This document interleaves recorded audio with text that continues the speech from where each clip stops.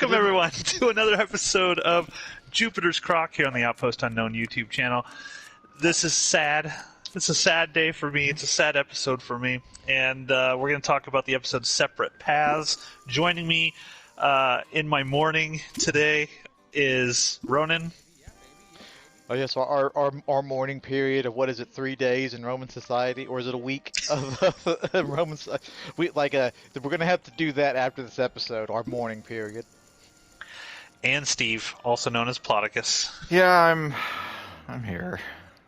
Now, there's one thing that I wanted to save because I listened to the audio commentary for the last episode, and I put a note in my Google Keep to bring up. But I was like, that's not the time for that episode to bring this up. I'm going to bring it up this episode because this is the episode in which it really applies. So the last episode, Rob Tappert talked about the actor who played Weaselface. And Weaselface apparently was never told what his character was going to have to do throughout the course of the season. They hired him and just said, oh yeah, you're just going to be a Roman, essentially, but didn't tell him about, some of the bad stuff. What he does. And he actually told Rob Tappert when he started getting the scripts after he had signed on that had he known what they were going to force him to do, he never would have accepted the role. Like, he just never would have done it because he was that sort of uncomfortable with all of that stuff. I use that as context because we do hate Weaselface, and I have never wanted a character to die more than I want Weaselface to die after this episode. But it was interesting to me that the actor themselves weren't told what they were going to have to do. Now I feel bad because calling him Weaselface, that's not just an attack on his character, that's a personal attack on him. Now I feel slightly bad about that. But you're going to have to go back and edit all those Weasel faces out. I'm not. It's too late. There's already an episode up. He does have a weaselly Roman face, though. It was perfect casting. This man was born to be the rich jock douchebag asshole in every college rom-com. Once again, this is an attack on him and not his character. I will point out... He's probably a fine guy, but his face, he was born to be typecasted in this role. I'm sure you're a good dude. Your face just sucks a little bit. That is a career the man can milk. None of us can say that. Look, sometimes people just have a punchable face, and they must know that they have a punchable face, and he has a punchable Roman face. If you've got that punchable face, you either A, become an actor, and you make a good career as being this type of villain. B, you get in shape and you become a wrestler, and you become one of the greatest heels the world has ever seen. I mean, I suppose you could also just make money and be some stock-holding asshole, but then that is a personal attack on you. Oh god, is old Matt going all in? Matt, someone's wearing your pirate hat. Yeah, that guy's going all in. I am not going all in. I folded. Yeah, okay. I'm out. My hand sucked. I just want to see, the guy that played Weaselface. Has he done? All right, it looks like in his IMDb picture, he grew a goatee, so he looks a little less suspicious now. Well, hey, if Star Trek has taught me anything, that goatees make you look more evil. Yeah, the Mirrorverse. Yeah. What has he done? So, I feel like we owe it this guy to give him another chance in something else. He has not done a whole hell of a lot since Spartacus. He was in a show called Anzac Girls, a movie called Strike Back, a series called Olive Forever, and then 6 episodes of Roswell, New Mexico. See, we don't owe this guy anything. He hasn't done anything good. It's because his face won't allow him to get certain Jesus roles. Christ! Are we ready to talk about this fucking episode? Are we trying to delay it as long as possible? Yes, I am trying to delay the sadness that's about to come. Going through this episode. I'm fine with it. So, Spartacus, take us through this and try to not get our channel, taken down. Okay, well, no promises. So it starts out. Spartacus and his forces are walking through the woods, and all they're doing is they have no plan. They're just trying to put distance between themselves and Crassus, and they keep getting attacked by small groups of Crassus's men. And so Spartacus and his strike team have to go and fight them off routinely. And Spartacus knows that Crassus is not planning on like this force actually stopping us. Their only goal is to slow us down because Crassus knows that we will slow down to go back and protect the weak, slow people that are at the end of the line.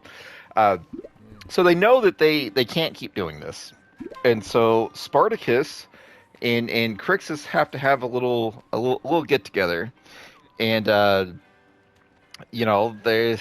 Jesus, they decide they know that they are at the end of the line here.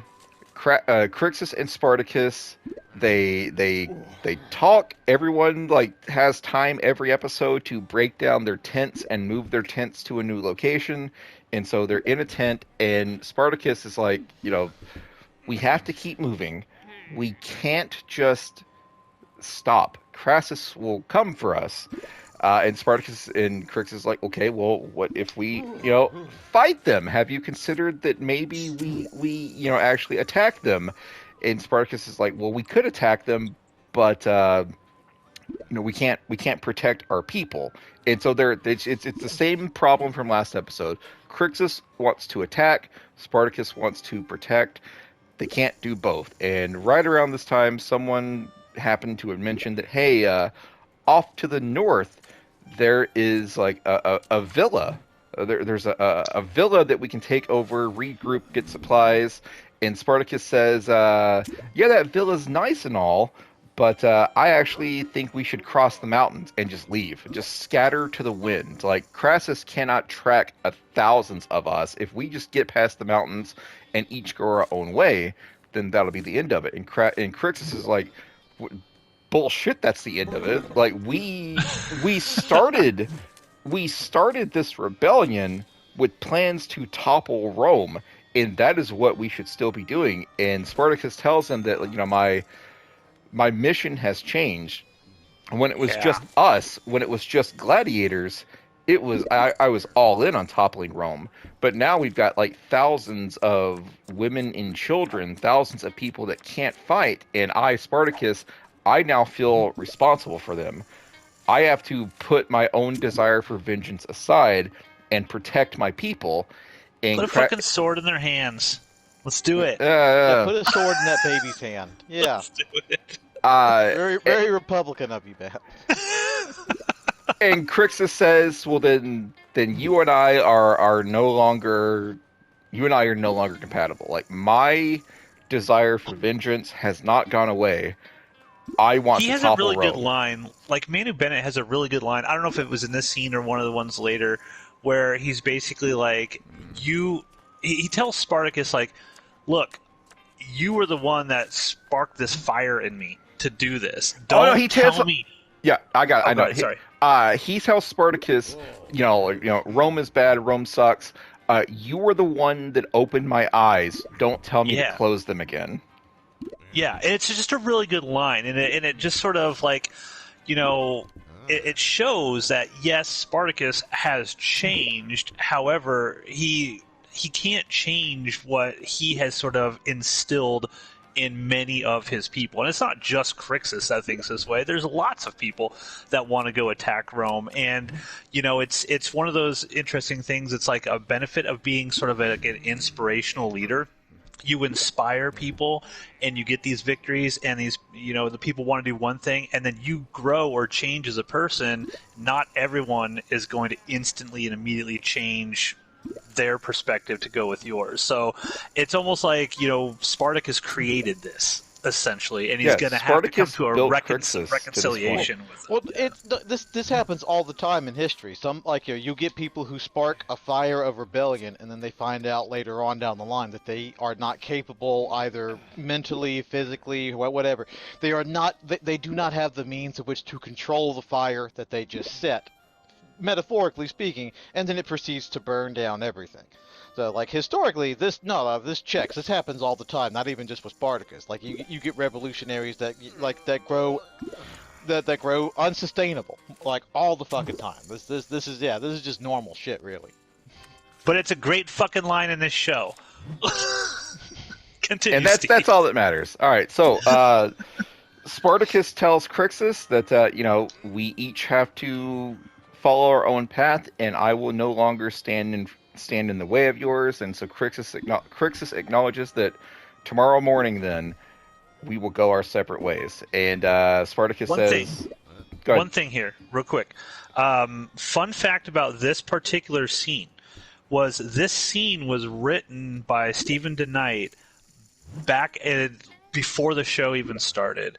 So according to the audio commentary, this particular scene with Spartacus and Crixus was actually one of the first scenes ever written for the show and was the audition for the actors who were auditioning to be Crixus. They actually had to read this scene, and he said that the lines and everything were basically exactly the same as they were 3 or 4 years prior when he initially did it. So Stephen DeKnight had actually been thinking about this particular scene from before the first frame of the show was even shot, which I thought was really interesting. And this particular performance is what got Manu Bennett the role of Crixus. Well, he deserved it because he did a great job. So, anyways, that's the ongoing plot point throughout this whole episode. Spartacus and Crixus are going to go their separate ways. Just a few other things that I want to talk about at this point. Corey gets discovered. Corey helps a woman give birth, and Spartacus acknowledges, like, "Oh, that's a handy skill to have. Where'd you pick that up?" And Corey tries to say, "Oh, with my Dominus, that was definitely not Crassus." Well, she forgot to cover up. She forgot to cover up the Crassus very obvious stamp Crassus of approval tattoo on her. She forgot to cover up Crassus's goddamn initials that have been tattooed onto her arm. It's literally the initials of his name. And Spartacus grabs her, is like, you're Crassus's slave. Did you come here to spy on us? We should kill her. And Corey's like, "No, I am not a spy. Crassus didn't hurt me, but his son did." And Yellow Ranger is there and tells Spartacus that, she's a slave. It doesn't matter who her former master was. If your slave rebellion is worth a shit, you will take her in regardless. And Spartacus says, "Okay, you're right, but she's your responsibility." So Yellow Ranger has been assigned to observe Corey and make sure that she's not a spy. What else happens? Crassus, this is a turning point for a lot of characters. Spartacus has become very patient and cautious. Crassus has become very impatient. Like he was the master plotter for a long time, and now Crassus is like, "Rawr, slaves, kill them," and Caesar has to be like, "You idiot child, shut up." Inconsistent writing in the last episodes of this season. I don't think this is inconsistent. I think it's just both Spartacus and Crassus, who each of them went into this fight expecting it to be another quick fight. Both of them have been pushed past their breaking point from opposite sides of things. Spartacus is finally like, "Shit, I don't think I can beat Crassus," and Crassus is finally like, "Shit, my plans are not working on Spartacus." So I think they've both just been pushed across the line, and we're seeing like fatigue set in on these episodes. That's fair. Well, That's also fair, bear in but there's mind not that enough time Crassus- to breathe for that stuff to really. 100%. I absolutely agree that we Crassus should have is more time. also, they set up like 2 episodes ago. They're like, "Oh shit, Pompey just finished up his campaign, and you don't want the Roman senators calling him out." This is also Roman senators also spoiler for some other stupid shit that Crassus starts doing in this episode. But so he also has that pressure on him now too. It's like, "Oh no, Yeah. Pompey's gonna come, and I need to finish this up before he gets here." The pressure is getting to Spartacus, and the pressure is getting to Crassus, and it's making them both sloppy and go against type. So Crassus is just like, "Charge. Spartacus is out there. We are so close. Go get them." Like early on in the episode when they were like hunting Spartacus through the woods, Crassus is like, "All right, tell the men to keep pushing forward." And Caesar's like, "Wait, like the men are tired. Like if we catch Spartacus now, they'll be too tired to fight." And Crassus tells them, "Kill any soldier unable to keep up." Like he does not care.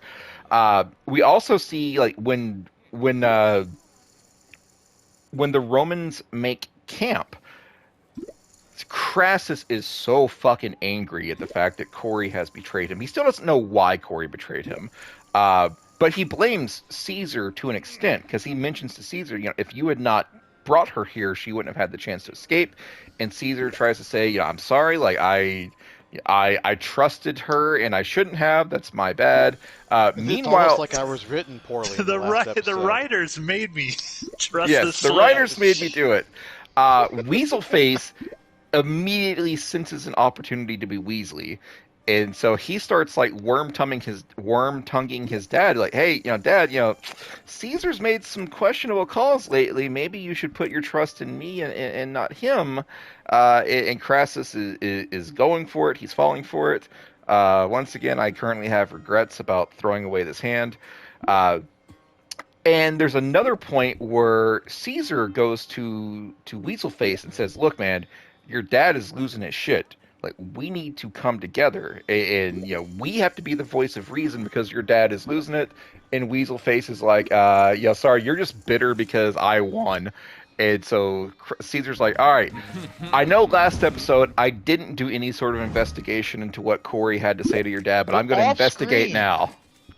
Off screen, and so found this whore. Yeah, well, they have a second confrontation later. Where Caesar comes back and he's like, haha, I got you now, Weaselface. I know what you did to Corey because another like slave girl, spilled the beans. Like she witnessed it somehow, or she witnessed the aftermath, whatever. She knows.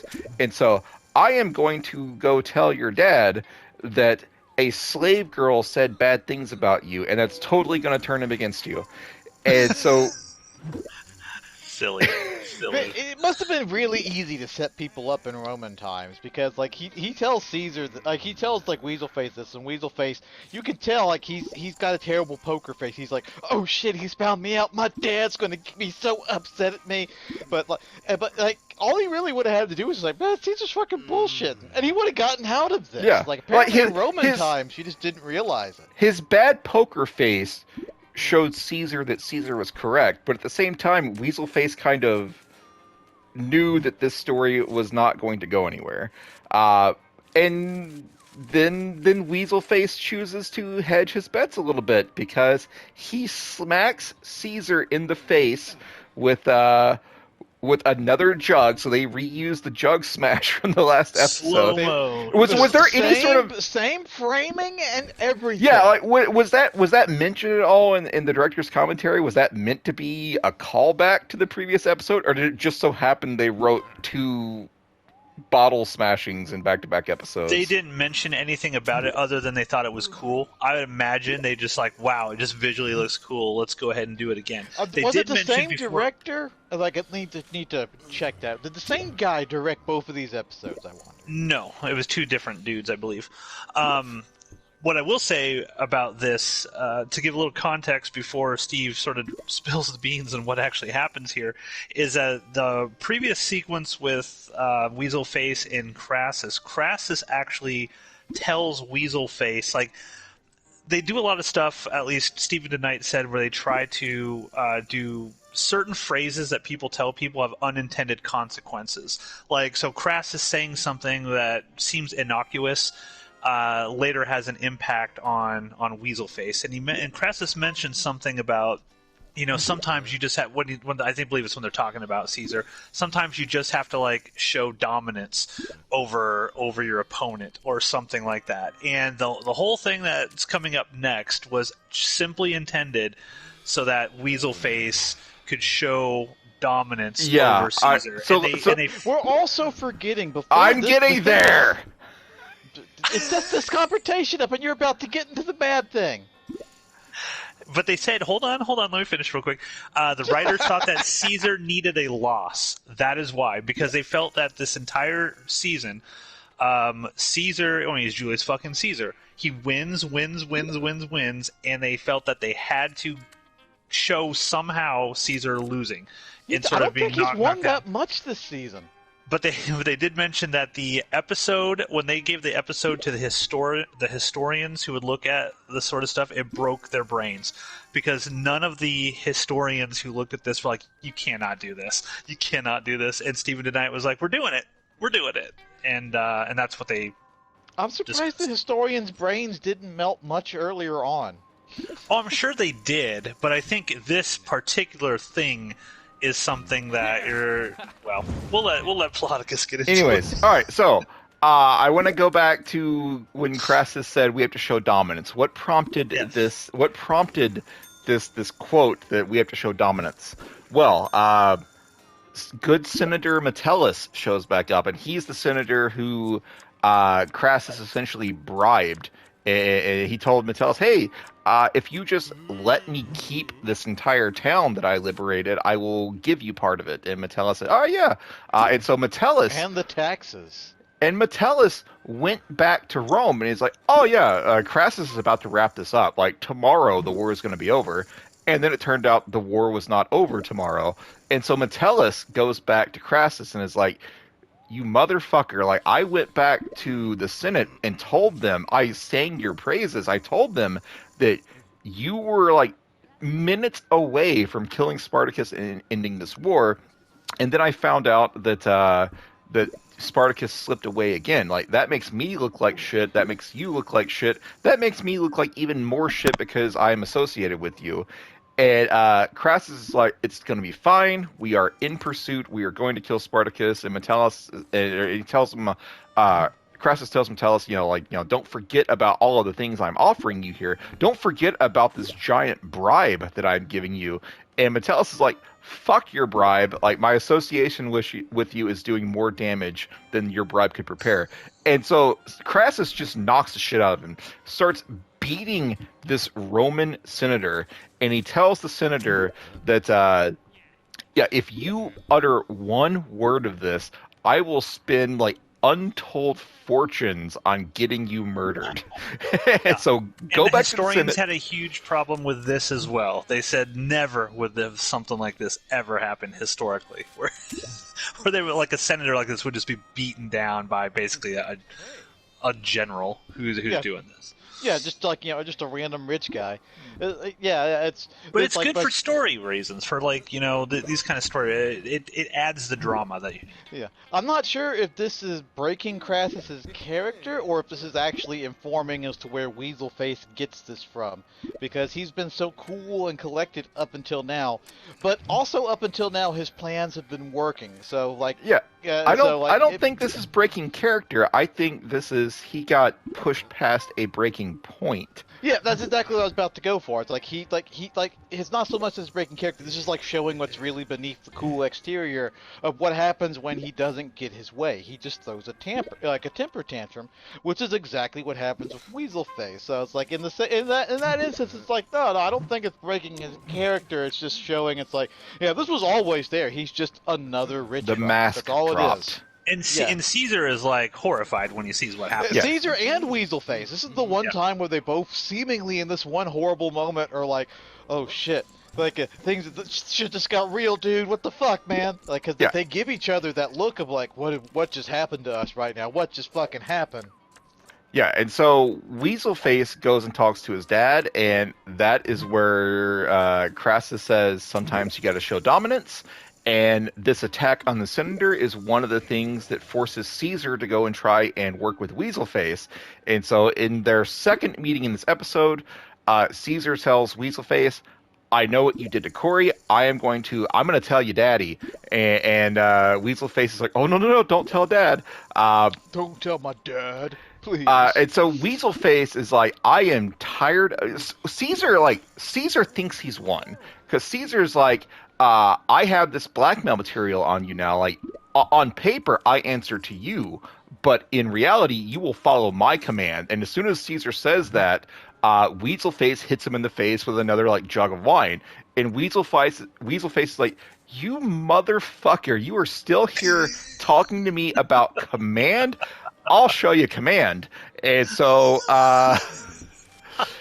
Weaselface has his two bodyguards attack Caesar, and they literally bend Caesar over a table and do exactly what you think they do exactly what you think is going to happen at this point. And so while this is going on, Weasel They Face don't do it. Weasel Face Yes. does it to him. the gods or the guards hold Caesar down, and Weasel Face assaults Caesar. And while he's assaulting Caesar, he tells him, like, if you say one fucking thing about this or Corey to my dad, I will spread a rumor that basically Caesar is a woman and was taken like a woman. So Weasel Face's master plan here is, I sexually assaulted this person. If he says anything about it, I'm going to admit to the assault, and somehow I'm the good guy in this scenario. Bizarre, but Ancient Rome for you. Caesar falls in line at this point. So that's where we're at with the Romans now. So let's go back to the gladiators. At the conclusion of Spartacus's moment with Crixus, where they agree they're going to part ways, Spartacus says, there's one more thing that I want you to do for me, and that one more thing is they take over the villas that are very close by to the mountains that Spartacus wanted to cross over. And so Crixus and Spartacus united, take over this group of villas, and Spartacus says, tomorrow we're going to part ways, but tonight let's feast and hold celebration in honor of Crixus, and tomorrow he's going to go just fuck Rome right up the ass. And so Not literally, Poor choice of words after the previous scene, Steve. but not literally. And so we have like an extended scene. And keep in mind, at this point, everything that I am telling you has happened in the first 20 minutes of this episode. And so Spartacus, there's a lot of character development during this scene here. A lot of member berries in this scene too. Agron tells Nasir that I am going with Crixus because I agree with Spartacus on a lot of things, but I have no desire to be a farmer. I am a fighter. I am going to join Crixus, and Nasir's like, cool, I'll go with you. And Agron's like, no, I can't. I love you. I'm very proud of you. I will never love anyone else, but I wouldn't be able to fight if you were there with me. So Which makes no fucking sense. He's just upset. He just can't handle the fact that like the sailor guy has been flirting with him. And Nasir has done everything to let the sailor guy know. It's like, oh yeah, well, you can keep flirting, but I'm totally on board with Agron. So like this is dumb. His logic is just dumb. I don't think his logic yeah, is I dumb. was fine. I was completely fine with this sequence. I don't think it's dumb. Agron tells Nasir, I want you to go to Spartacus so I can believe you're safe, but I'm going to go with Crixus because I want to attack Rome. What else happens? There's an extended sequence where Spartacus and Crixus talk, and they talk about their days of Batiatus, or days with Batiatus, and Spartacus says, I wish we had been friends from the beginning, and Crixus says, I don't. Yes, we were at each other's throats. Yes, we almost killed each other. But ultimately, like, our paths, our history led us here, and I'm happy with here. So I wouldn't change a thing. And they kind of part as friends. Spartacus runs into Yellow Ranger. As brothers. Yes, Spartacus. Also Gannicus is now getting this the small child into underage drinking. So Gannicus Gannicus has a moment with like the 12-year-old girl Sybil. He's getting Sybil to drink, but Gannicus also then runs into Saxa, and Saxa's like, "Oh, so you left me for her?" And Gannicus is like, "Oh, sorry, but shit happens." And Saxa's like, "It's fine. Like, eventually you're gonna ruin her, and you'll come back to me." Saxa goes and makes out with like another slave girl in the pool. So Spartacus runs into Yellow Ranger, and Spartacus is like, "Yep." Yeah. Spartacus runs into the Yellow Ranger and says, "Oh, thank you for like taking care of Corey and stopping me, because you were right. Like, if I had killed her, it would have been wrong."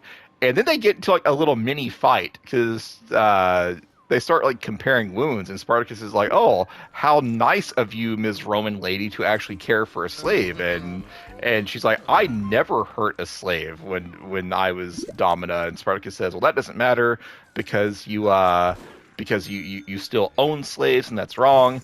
And then she's like, well, if you want to compare wounds, let's do it by fucking. And so Spartacus, I mean, she has a really good line, and after they're kissing, Spartacus is like, "You're Roman. I could never hold you close to heart." And she says, "It's not your heart I'm interested in right now. Give me that dick." And so Spartacus and Yellow Ranger grudge fuck each other, and now it's the next morning, and Gannicus has a final moment, or Agron also tells Spartacus the night before that Agron is leaving, and Spartacus is like, "Well, thank you for supporting me even when you didn't actually agree with what I said." They wish each other the best, and so the next day, Crixus and Gannicus have a moment, and Crixus tells Gannicus that I would consider it a blessing from Jupiter himself if you come with me. And Gannicus says, "No, I can't. I've got another reason to live now." And he looks at Sybil. I'm gonna watch after this 12-year-old girl. Yeah, and corrupt this innocent. Gannicus understands. Gannicus is like, women make men do strange things. Crixus understands. Like, women make men do things they might not otherwise do. But Gannicus. Bro, I understand. Underage puss makes you do strange things, bro. I am cutting that from the episode. Jeez, Ronan. I'm just gonna make that like a sound bite to play whenever Ronan talks. You know what? Fuck it. I'm leaving that in. God damn it, Ronan. Like, all you have to do, it would cost you $0 to not say shit like that, and you do it anyway. But where's the entertainment at, Steve? Anyways, Gannicus and Crixus part, and then it's time for Spartacus. Then it's time for Spartacus and Crixus to have their last moment, and they have a great bit where Crixus says, "Spartacus, remember when we were yet of Badiatus Ludus, and I said that in another life we would have been his brothers?" And this is dumb, but I'm doing it. And Spartacus says, "Yes, but not in this life." And Crixus tells Spartacus, "Know that I was wrong." And oh, hell yeah. Crixus tells Spartacus, like, "Know that I was wrong. We will always be brothers. I will always treat you as such." And then they part ways. That's the moment, guys. I started getting weepy. That scene, I was like, "Why? No. Why would you get weepy?" Because after that, This Crixus, is good, because shut I up. know what's gonna happen. No, yeah, what happens is Crixus goes and conquers Rome, and Spartacus successfully escapes. And that's the end of the series. Headcanon, it's just as valid in your headcanon. Do you see how dumb that explanation is? This is the point where Rome became the land of Crixus. No. This is here's the thing that you guys don't understand about headcanon. Headcanon is to improve stories that are wrong. The ultimate outcome of what happens to Crixus and the tragedy of it is the superior story than him just conquering and becoming emperor of Rome. So now you're telling me that we're in some alternate history where Crixus didn't take over Rome. Like, everyone knows that Italy is the seat of the Crixus Empire. Of course. What you're really saying is no. What you don't understand is headcanon is only for the bad stories where I have no way to defend it against you two assholes. No, no. I got a leg to just stand on here. So no. This actually happened. This is not Steve, a bad story. Which one do you think it is? No, this is not a bad story how this goes. There's no need to fix it other than, hey, give me a few more episodes to flesh it out. That's the difference. I can't help that you guys don't understand that. Anyways, so let's talk about. Understand it way too Shut well. up! Let's talk about the weird alternate history that the show then presents us, where Crixus loses. This is absolutely the biggest shortcoming of the show. Something that needed at least 2 solid episodes dedicated to it. Instead gets turned into a montage, and so we see a montage. What, 5 minutes? That? It's not even 5 minutes. It's like 30 seconds. A very, very short montage where Crixus, Agron, and Navia and their forces basically march towards Rome, and dominating on dominating, the way. absolute domination. And now they're at the point where there's just one Roman left. One Roman general, one Roman army left between them and Rome. You're forgetting the Can I part where point something Crixus out real watched quick? a ball roll out of a fire and like, ball roll? Can I point out something real quick? Yes. Real quick here. I think this actually lends itself to Crixus having been correct last episode. When you guys are sitting here bitching, oh, Crixus stupid, wants to attack. This, within the quote-unquote canon of this show, Crixus literally took all of these generals on head on. But he was only able to beat them because Spartacus kept all the dead weight. If Spartacus had come with them, Spartacus would have brought everyone, which would have slowed down Crixus's army. They're also somehow time traveling because Crixus does all of this and gets to Rome within the span of about 2-ish hours, maybe, and also has time to take several naps along the way. Because I didn't feel like it was that short of a time. I didn't think so when they either. get there, Caesar is still bloody. Well, he's still beaten up from the thing that happened to him. When in all actuality, this would have taken Crixus months to have marched. To fucking Ronan Rome. makes a good point. Yeah, that is a good point. Caesar. Anyways, let's talk about this. God damn it. Crixus has montaged his way towards Rome. There's one last fight ahead of him, and Crixus's forces just eviscerate the last Roman general. And Secret Crixus, weapon, a rolling ball. Yeah, rolling balls of fire. Crixus is unaware of the invention of like circles, because he's amazed by this. So they beat Arius, who is the last army between Crixus and Rome. And backing up a little bit, see Rome. They actually show Rome, and Stephen Knight said they felt it was incredibly important that that Crixus got to where he was looking right at the gates of Rome. Yeah, so they're looking right at Rome, and backing up just a second here. One of the big fights between Crassus and Caesar and Weaselface is the army split. Crixus went one way, Spartacus went the other, and Crassus is like, and they tell Crassus that like Crixus is leading in one army, and Crixus is heading towards Rome. How do they know this? Who doesn't knows? matter. There's Scouts. There's an army led by Crixus heading towards Rome, and Crassus doesn't care. Crassus has become obsessed with Spartacus at this point. Crassus wants to go and get Spartacus, and that's one of the things that everyone's fighting about, because Caesar's like, no, we have to protect Rome, and Weaselface is like, I'm going to do what Daddy tells me to do. But eventually, at some point, Crassus is convinced that we need to actually protect Rome and save Spartacus for later.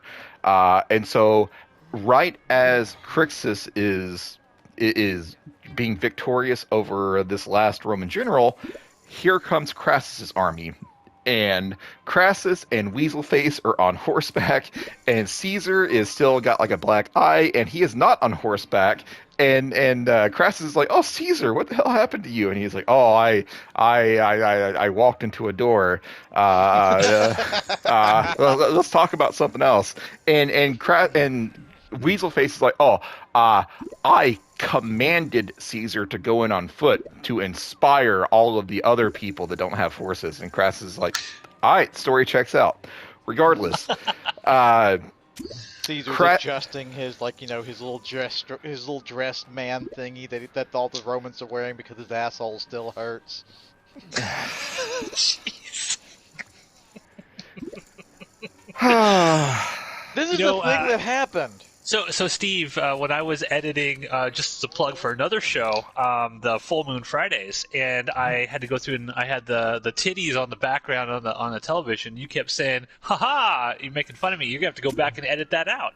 Well, that's karma. Now you're gonna have to go back through and edit out all Except this. I'm actually not going to edit any of this. I'm just going to throw it up on the channel. He never does. If this gets the channel nuked, you know where to assign blame, and you will assign that blame to Ronan. Anyways, Crassus's army shows up while Crixus is It weakened. magically appears. I just want to, like, this huge army just magically appears over this slight hill of about 4 feet. This is where the budget doesn't help. The the show. point is, Crassus's army is there, and Crassus's army attacks Crixus, and Crassus's army wins a decisive victory. Agron gets killed, air quotes. Navia gets injured. Multiple gladiators are dead. Crixus goes and fights Caesar, and he's winning against Caesar. And then Weaselface comes in and stabs him in the back with a spear, and so now Crixus is mortally wounded. We forget backed up when Crixus does have a moment of considering, well, maybe we should retreat here, and Navia's like, you're the undefeated Gaul! Once again, Navia doing more of what I was saying, but yeah, Crixus, like, yeah, he's like, no, let's fall back to such and such position where we can do the blah blah blah. You know, actually using a little bit of brain power for once, and Navia's like, no, let's just stand here and kill Romans. She's like, you're the undefeated Gaul, fuck him up, and that's what gets him to like, all right. So what you're saying is, Yoko Ono. We will now just call Navia Yoko. I'm not saying anything, Steve. I'm just pointing out the facts of the episode. So what you're saying is, Navia says, "Rawr, Romans killed him," and no one tells her to shut up, you idiot child. And exactly.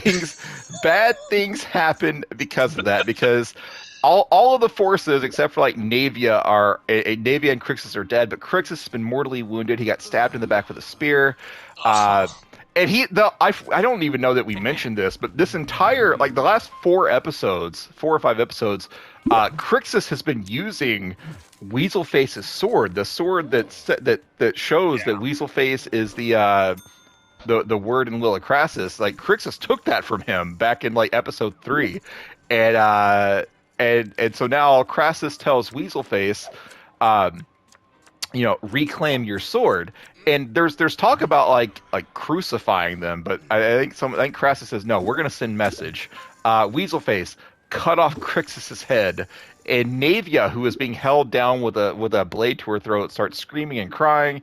And Crixus looks over at her, and he has this kind of like forlorn, like kind of smile on his face, like yeah, he failed, but he's such good acting too. Yeah, like he doesn't say anything, but just the look he has on his face. He's spending his last moments like appreciating the love of his life, and then Weaselface cuts off his head, and that is the end of this weird what if episode of Spartacus that we are watching.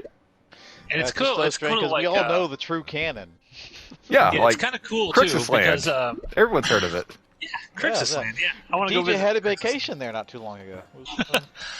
But they do a really cool thing too, where it's like the head chop is kind of the reflection of Navia's eye, and you kind of see it. It's cool. I mean, it's sad. I'm not going to lie. I cried at the end of this. I was like, no. I love Crixus. Crixus has been my favorite character the entire series, as you guys well know. And this is, this was the moment that really affected me. Like, I know, like the finale when we see, Spartacus and all the others sort of go down. It's very sad too. But this is the one that most affected me. So, but again, like, I'm of two minds with this episode. One, I think just sort of as an emotional thing, how it hit me, I love it. I think it's great in how it sort of handles that. But then, like, the practical, logical brain of me is like, why was this rushed so fucking quickly? And even when we get into, like, sort of like the next episode and stuff, even how Spartacus finds out, it all just feels so goddamn rushed. Let this breathe. We should have had a lot more time to see this stuff breathe. And even in those 2 to 3 episodes where we could have seen Crixus marching on Rome, it would have been great to actually see Crixus as that real general, because Crixus always felt like he was kind of Spartacus's equal, even though as the audience we're like, well, nah, Spartacus is actually more intelligent than this guy. But Crixus always felt like that. So it would have been great to actually see Crixus leading and winning victory after victory after victory, and how that impacts Agron and how that impacts Navia and all the people around him. And we don't get it. So I feel cheated in one way, but I also feel like how it ended was kind of perfect in a way. So yeah, that's how I feel. But I have to say I love the episode just for how it ends. I feel like Crixus's ultimate end is the perfect ending for his character. I that's why like you can trash me about headcanon, but I don't want to headcanon or retcon this because the story I feel is perfect as it is. It's just imperfect in that they cheated us out of additional stuff that could have made it better, but the finale itself is perfect. So by my own logic, my headcanon is things happened in those 2 to 3 episodes that we never got to see, and that's what makes this finale even more impactful. I don't care. I don't want Crixus to run Rome or have Crixus land. That would be stupid. That would be a terrible story. Why would I want to headcanon? But that's what that? happened That in doesn't real make any life. sense. Like, why are you living this weird alternate reality where Crixus didn't take over Rome? I see what you're doing here. It makes no sense. But yeah, love this episode. Feel cheated at the same time. Does it, Steve? Ronan, your thoughts on this? You were not as enthused on this one, you said? This one doesn't bother me as much as the last episode, although, yeah, like, I've been giving Crixus shit, mostly because it's a good way to get at you, but also because I've been, like, spoiler, I doubt either one of you didn't know what I'm about to say, or didn't figure out what I'm about to say, because the whole time it's like, yeah, there's a historical inaccuracy from episode 1, but I'll get to that. It's that Crixus was dead long before Crassus even got into the mixture. Like, he wasn't, the two Roman guys who they're fighting at the beginning of the show, those are the ones who get it.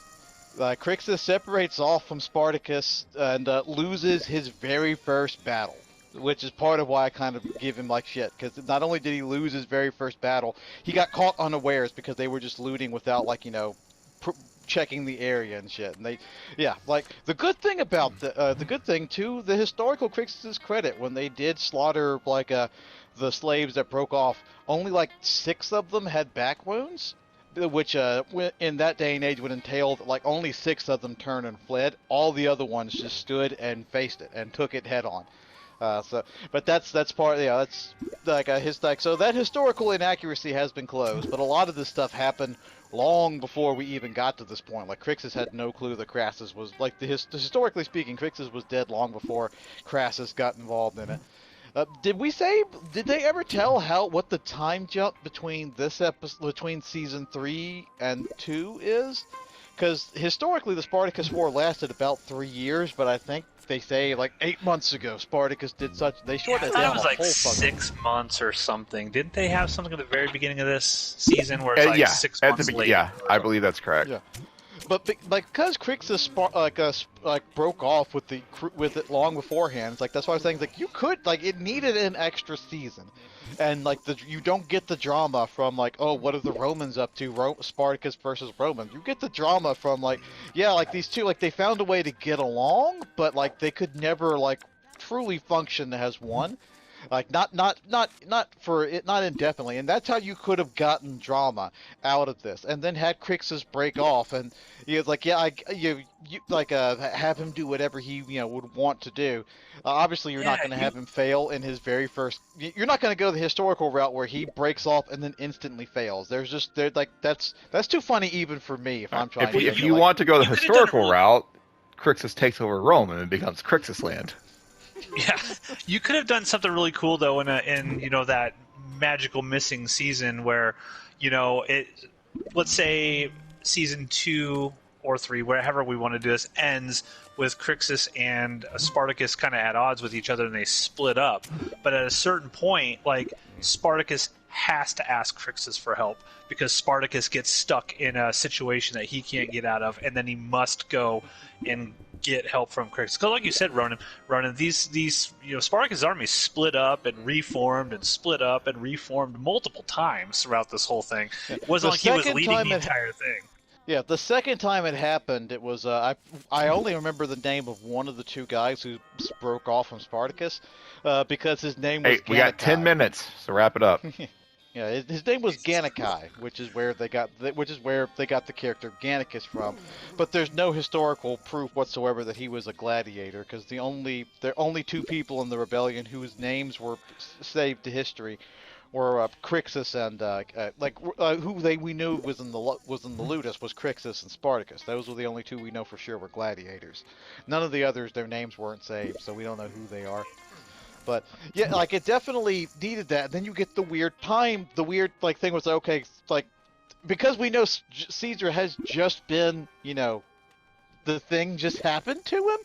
It's like okay, so it's like Crixus is like march to Rome, like which is a flashback of like 30 seconds, would have taken months. And who are these other armies that he's killing? Because the first episode makes it very clear that Rome is out of armies. They don't Maybe we are meant to believe that like a bunch of time did pass and Weaselface just continued to beat the shit out of Caesar. Quite possibly. Maybe. Also, to the historical records, like we don't know why it was that Crixus and Spartacus split, and there's actually no evidence that it was it was antagonistic. It could have very well been for strategy. It's like, okay, well, we'll split the campaigns up and separate the Romans, so now they have two targets instead of one, and that can allow us to do different things and really stretch the Romans thin. Like there's historical argument for that. So like Stephen Knight's already doing alternate histories with House of Asher. There's no reason we can't have Crixus Land as the next thing after House of Asher is over. Just bring Crixus back Land and show is historical proof. Crixus Land. So Steve, your thoughts on this episode? I love the story while also recognizing they told the story in kind of a shitty way. I believe that episode 7 should have split in 2, and this episode probably should have been cut into thirds. That would have gotten us to 13 episodes, and I think I don't know that I need a whole season of Crixus conquering parts of the Roman Empire or Republic or whatever. But I would have happily taken a couple of episodes of his just, pillaging the wasteland or pillaging the countryside. But yeah, I liked it. I liked it. We in the end game now. Only 2 Crixusless episodes left. Yeah, and I'm checked out at this point because once there's no more Crixus, I'm out. I don't really care anymore after this. But I'm just kidding. Episode 9, The Dead and the Dying, is the next one. And yeah, Navia is going to be sent back to Spartacus. Navia is going to be sent back to Spartacus with the message of what happened when you cross Crassus and Weaselface, and we're going to find out what is Spartacus's response to his brother being decapitated. Well, we are going to look into that after we go all in on this next hand. Oh God, that's right. Yeah. That's right. And I actually won a big pot this time, so I'm a little. What do I got here? Yeah, let's. Well, it's not this one, Matt. You got to do it. Hey man, I am playing the game right here. Let me try to win some more coin before I jump all in on the next hand. But you need to make that faster because Steve only has so much time left to record. Hey man, Steve is like the Stephen DeKnight of this show, where it's like let's rush everything as quick as possible. Matt needs 2 more episodes to go all in.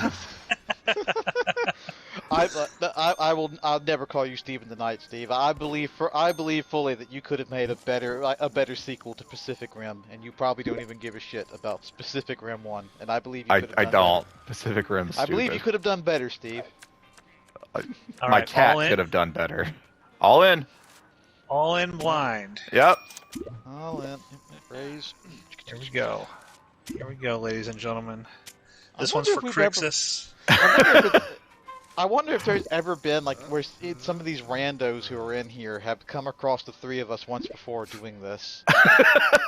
All right, Ronan. These 3 assholes doing it again. Thank you, Ronan. Thank you for contributing your 2,000 to the pot. It's really brave of you. Ace 8. Boo. 8. No. Oh God, I need 5s. I need 5s. Well, 5s are the only thing that can help me. We're kind of. Matt's the only one amongst us who has a good hand. Yeah, come on, 5. My hand's not great. Come on, 5. Did I win? Boo, I think you won. Yes! Boo. That's for Boo. Crixus. Boo. That's for my boy Crixus. Boo. Rest in peace. Boo. That's it. We're done. Bennett, I fantastic. still turned a profit this hand. Ronan busted out. Good night. Boo God this bless. man. All that bullshit. Bye.